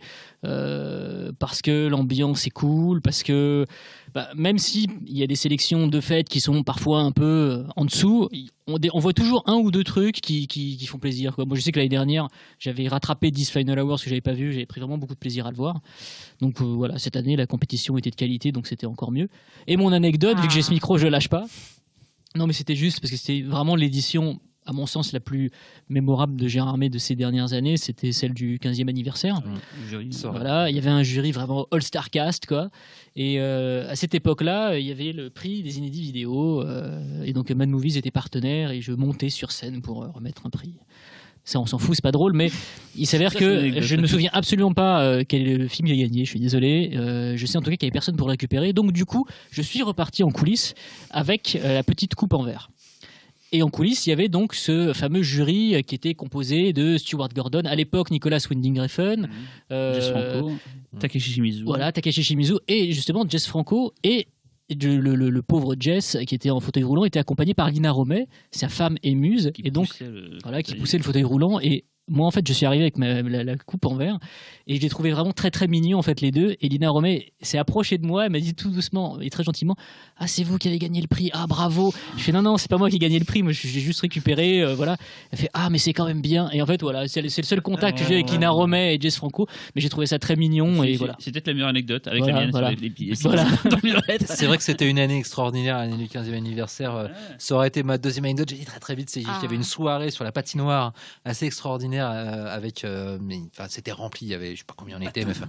Et il y avait plein de bouffe partout. Et il y avait DJ Cut Killer au platine qui a mixé toute la soirée. Et donc, je me rappellerai quand même toujours d'avoir DJ Cut Killer qui est en train de passer genre ABC des Jackson 5, de voir Stuart Gordon en train de se déhancher comme un beau diable avec un pull en laine avec des petits sapins et des petits cerfs, et voir Takeshi Shimizu qui tournait autour de Stuart Gordon avec son caméscope en disant yes Stuart, yeah, tout voilà. C'est le genre de truc quand même que avec son caméscope, non, il donnait des coups sur la tête. Et c'est le genre de choses quand même qui font plaisir à voir. Ça désacralise un petit peu tous ces gens qu'on admire depuis toujours. Et puis on voit pas ça souvent, quoi. Super. C'est bon, c'est fini pour les anecdotes là ou vous avez... On en a des plus personnelles battle, et hein. plus sales, mais bon, on attendra une prochaine émission. Du coup, vous aviez autre chose à dire sur Gérardmer? Vivement à l'année prochaine. Ouais. Ouais, vivement l'année. J'essaierai de venir. Non, je pourrais pas. Si, puis Xavier, arrête Xavier, de travailler ouais, arrête de travailler sur les films, voyons. Va les voir plus tôt. Bah ouais. Moi, j'aime pas la neige en fait. Ah bah il fallait venir cette année. Si t'aimes la pluie, c'était génial en revanche. Ok. Bon bah à l'année prochaine alors. Exactement. Salut. Et nous au mois prochain.